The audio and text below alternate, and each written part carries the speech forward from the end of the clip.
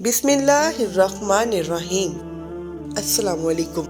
پیارے دوستو، اللہ تبارک و تعالی قرآن پاک میں ارشاد فرماتا ہے، اور جو کچھ بھی اس زمین پر ہے وہ فنا ہونے والا ہے، اور تیرے رب عز و جل کی ذات باقی رہنے والی ہے،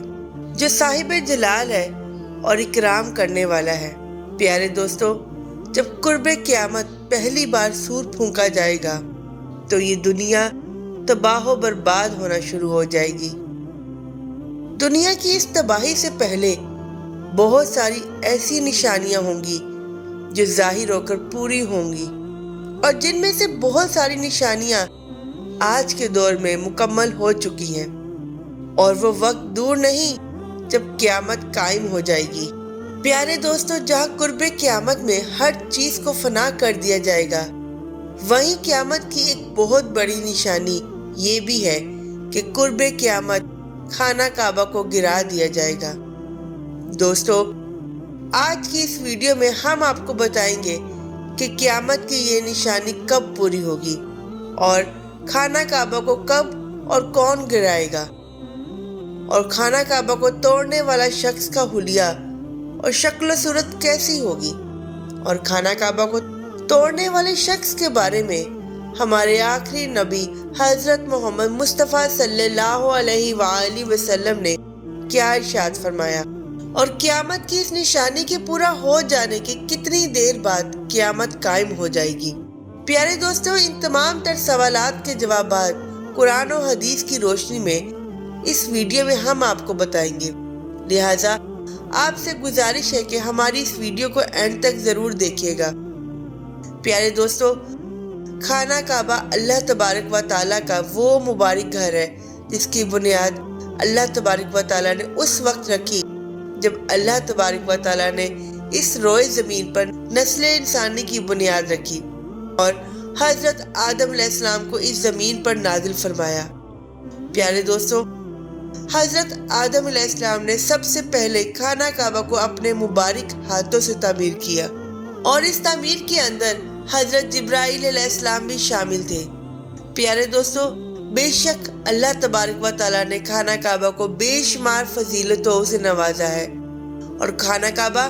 اللہ تبارک و تعالیٰ کا وہ مقدس گھر ہے جہاں ہر وقت اللہ تبارک و تعالیٰ کی تجلیات کا نزول ہوتا ہے، اور جہاں پر آنے والے بے شمار مسلمانوں کے دلوں کو پاکیزہ کیا جاتا ہے۔ خانہ کعبہ وہ مقدس مقام ہے جو کروڑوں دلوں کی دھڑکن ہے، اور دنیا کی ہر مخلوق اس کی طرف رخ کر کے اللہ تبارک و تعالیٰ کی عبادت میں مشغول ہوتی ہے۔ پیارے دوستو، خانہ کعبہ جب تک قائم ہے تب تک یہ دنیا قائم ہے، اور جب خانہ کعبہ کو گرا دیا جائے گا تو یہ دنیا بھی فنا ہو جائے گی۔ پیارے دوستو، قرب قیامت میں ایک بدبخت حبشی ایسا ہوگا جو خانہ کعبہ کو اپنے مفاد کے لیے گرا دے گا، اور اس کا مقصد صرف اور صرف خانہ کعبہ کی دولت کو حاصل کرنا ہوگا۔ خانہ کعبہ کو گرانے والا شخص دو چھوٹی پنڈلیوں والا کالا حبشی ہوگا۔ دوستو، یہ شخص خانہ کعبہ کے ایک ایک پتھر کو گرا دے گا اور اس کے غلاف کو اتار دے گا، اور خانہ کعبہ کے تمام خزانوں کو لوٹ لے گا، جیسا کہ اس واقعے کی طرف اشارہ کرتے ہوئے ہمارے آخری نبی حضرت محمد صلی اللہ علیہ وآلہ وسلم نے ارشاد فرمایا کہ اہل حبشہ کو چھوڑے رہو، کہ جب تک وہ تم کو چھوڑے ہوئے ہیں، کیونکہ کعبہ کے خزانوں کو سوائے اس حبشی کے کوئی نہیں نکالے گا۔ اسی طرح حضور پاک صلی اللہ علیہ وآلہ وسلم نے ارشاد فرمایا کہ قرب قیامت میں چھوٹی پنڈلیوں والا ایک حبشی خانہ کعبہ کو گرا دے گا،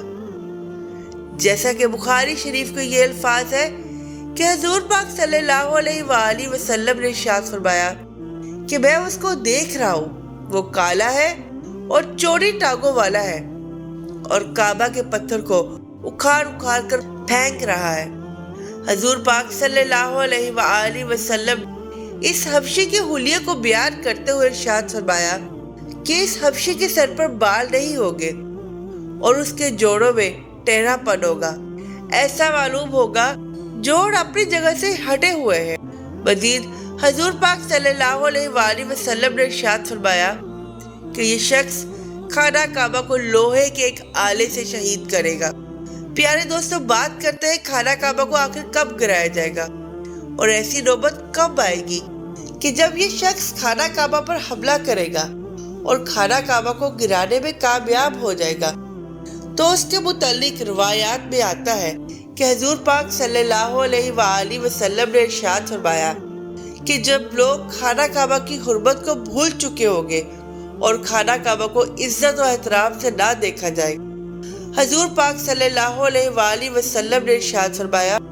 ایک وقت ایسا آئے گا کہ اس گھر کی حرمت کو اس کے رہنے والے ہی پامال کر دیں گے۔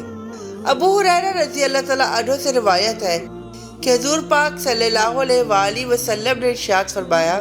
کہ قرب قیامت میں حضرت امام مہدی علیہ السلام کے مقام ابراہیم حجر اسود کے درمیان بیعت کی جائے گی اور اس گھر کی حرمت کو اس کے رہنے والے ہی برباد کر دیں گے، اور جب ایسا ہوگا تو عربوں کی ہلاکت کے بارے میں پوچھا نہ جائے گا۔ اس کے بعد حبشہ سے ایک لشکر نکلے گا جو خانہ کعبہ کو تباہ و برباد کر دے گا۔ اس تباہی کے بعد اللہ تبارک و تعالیٰ کا یہ گھر ہے پھر کبھی آباد نہ ہوگا اور یہی لوگ خانہ کعبہ کے خزانے کو لوٹ لیں گے۔ پیارے دوستو، خانہ کعبہ کو گرانے والے شخص کا نام ذوالطین ہوگا۔ اس کو یہ نام اس وجہ سے دیا گیا کہ یہ دو چھوٹی پنڈلیوں والا شخص ہوگا۔ دوستو، اس طرح جب خانہ کعبہ کو گرا دیا جائے گا اور اس کے تمام خزانوں کو لوٹ لیا جائے گا اور جب لوگوں کے درمیان خانہ کعبہ کی حرمت ختم ہو چکی ہوگی تو اس کے فوراً بعد قیامت قائم ہو جائے گی۔ پیارے دوستو، اب سوال یہ پیدا ہوتا ہے کہ جب ابرہہ نے خانہ کعبہ کو گرانے کی کوشش کی تو اس وقت اللہ تبارک و تعالیٰ نے ابابیلوں کے ذریعے اپنے گھر کی حفاظت کی اور ابرہہ کے لشکر کو ختم کر دیا، لیکن قرب قیامت میں اللہ تبارک و تعالیٰ اپنے گھر کی حفاظت کیوں نہ کرے گا اور کعبہ کو گرانے والا شخص قرب قیامت میں کعبہ کو گرانے میں کس طرح کامیاب ہو جائے گا؟ تو اس کے بارے میں روایات میں آتا ہے کہ جب ابرہہ نے مکہ مکرمہ پر حملہ کرنے کی کوشش کی تو اس وقت مکہ میں رہنے والے کافر تھے، لیکن وہ کعبے کی حرمت اور عزت کیا کرتے تھے اور انہوں نے خانہ کعبہ کی حرمت کو کبھی بھی پامال نہ کیا۔ اسی وجہ سے جب خانہ کعبہ میں رہنے والے لوگوں نے خانہ کعبہ کو حرمت دی تو اللہ تبارک و تعالیٰ نے ابرہہ سے خانہ کعبہ کو ابابیل کے لشکر کے ذریعے بچا لیا اور ابرہہ کی فوج کو ہلاک کر کے رہتی دنیا کے لیے عبرت کا نشان بنا دیا۔ اور قرب قیامت میں جو حبشی خانہ کعبہ کو گرائے گا وہ اسی وجہ سے خانہ کعبہ کو گرانے میں کامیاب ہو جائے گا کہ مکہ کے مقامی لوگ جو اس وقت مکہ مکرمہ میں رہتے ہوں گے وہ خود ہی خانہ کعبہ کی حرمت کو پامال کرنا شروع کر دیں گے۔ ان کی نظروں میں خانہ کعبہ کی کوئی عزت باقی نہ رہے گی اور نہ ہی اس دور میں خانہ کعبہ کی تعظیم کا کوئی خیال کرے گا۔ اس طرح جب لوگ خانہ کعبہ کی تعظیم کرنا چھوڑ دیں گے تو اللہ تبارک و تعالیٰ بھی اپنا دستِ قدرت مکہ کی سرزمین سے پیچھے ہٹا لے گا۔ پھر اس کے بعد اس پاک سرزمین میں زلزلے اور آفات آنا شروع ہو جائیں گے۔ پیارے دوستو، خانہ کعبہ کو گرانے والا یہ حبشی اور اس کے ساتھ جو بھی لوگ شریک ہوں گے، اللہ تبارک و تعالیٰ دنیا اور آخرت میں ان سب کو تباہ و برباد کرے گا اور ذلیل و رسوا کر دے گا۔ اللہ تبارک و تعالیٰ سے دعا ہے کہ اللہ تبارک و تعالیٰ ہمیں ان تمام برائیوں سے بچائے جن برائیوں کی وجہ سے پہلی قومیں ہلاک ہوئی۔ اگر ویڈیو اچھی لگی تو اس کو لائک کر کے ہمارے چینل کو سبسکرائب کر دیں اور بیل آئیکن پر کلک کر دیں تاکہ ہماری ہر نئی آنے والی ویڈیو سے آپ باخبر رہیں۔